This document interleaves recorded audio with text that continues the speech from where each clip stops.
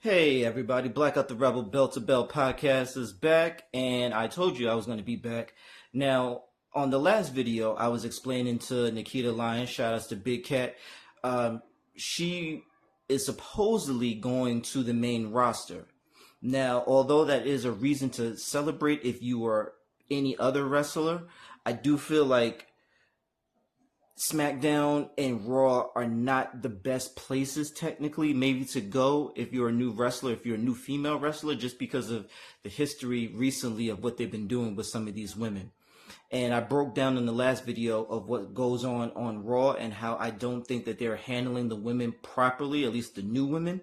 So we're going to go down the SmackDown roster with women, and I'm going to explain to you why it may not be the best. Now, although this roster is better suited for Nikkita Lines than Raw, I still don't think that is exactly ideal unless it goes around maybe the kind of storylines that I'm kind of thinking. But you be the judge and let me know in the comments what you think. So, going down the entire women's roster that we have here in SmackDown, we have Alexa Bliss, who is tag teamed up with Charlotte Flair right now, and that's honestly been really good.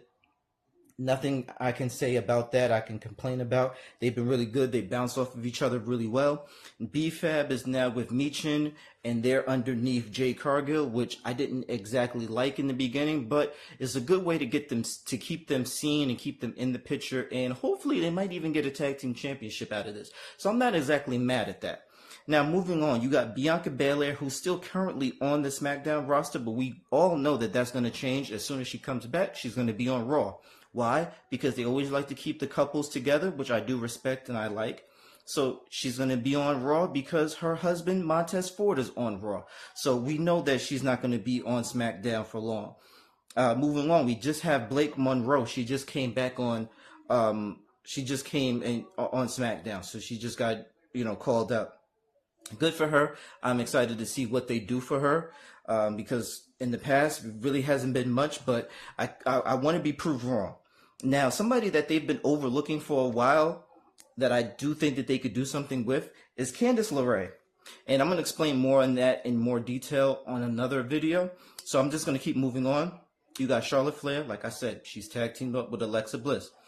And then you got Chelsea Green, who I'm going to leave blank and I'm going to skip on past. There's a reason for that. I'm going to explain in the next video. Now, you got Fallon Henley, part of Fatal Influence. Can't really say too much about them. They came in as a force to be reckoned with. They're doing amazing work. I love what they're doing. Julia, who unfortunately almost feels like she's peaked ever since she left NXT. They have not been booking her properly. Amazing wrestler, but unfortunately the storylines is not there.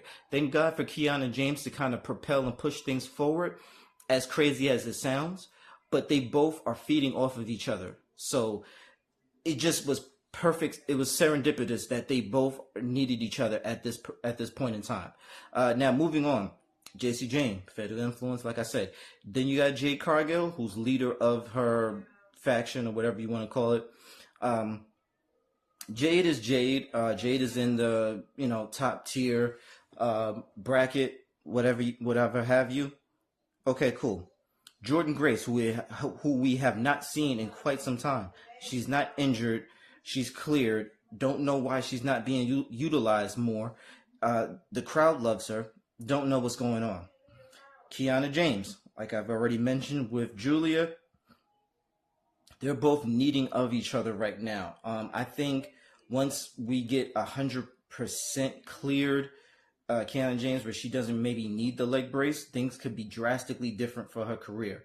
But yeah, love her to death. I want to see more of her. Then you got Lainey Reed. Once again, Fatal Influence.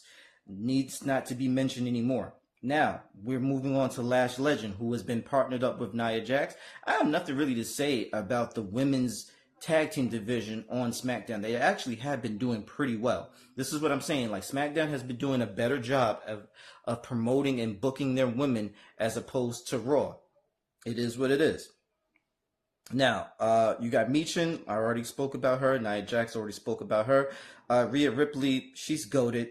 I mean, come on. You already know.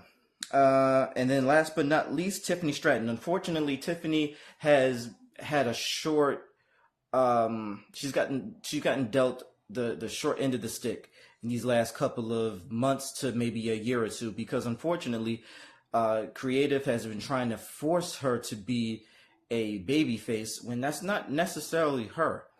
She's had a bad title run when she was the women's champion, but that's not really her fault. She's an amazing, talented wrestler, but look who she consecutively had to keep battling every single PLE, every single Friday night.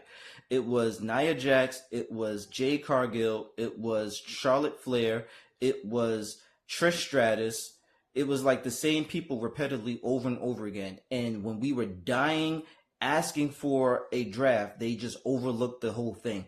And that's what made that point in time very stale and very bland and boring. And unfortunately, Tiffany had to become the victim of that. But Tiffany is an amazing wrestler, and I believe that she is the United States Women's Champion as it stands right now. So that's kind of the landscape that you're dealing with SmackDown, Nikkita. Most of these women are in a faction or a tag team, with the exception of a couple, not many. So that's something to also think about. The women's singles division is not as big as it should be, and they're overlooking some women. So listen to the next video, watch the next video. I'm going to explain in detail what needs to be done, in my opinion, on both the SmackDown and Raw roster. And then hopefully this maybe can influence your opinion on how you should move accordingly if you do get called up, when you do get called up at this particular time. This is Blackout the Rebel, Bell to Bell podcast. Once again, Nikkita Lyons, you are one of the first matches I remember watching coming back into wrestling. You and Kaden Carter, when y'all was going at it, that was one of the first matches I remember, and it will always stick with me. So I'm very happy and excited for you. Congratulations. But I just want you to think twice about the decision that you're about to make. Sometimes a quote-unquote promotion and being called up is not always the best timing. I know this is something that you've been waiting for, but I just don't feel like they're going to do they're not going to do a service to you. But yeah, you guys let me know what you feel in the comments. Do you think I'm just talking on my ass, that I don't know what I'm talking about? Do you guys agree with what I'm saying? So let's talk about it.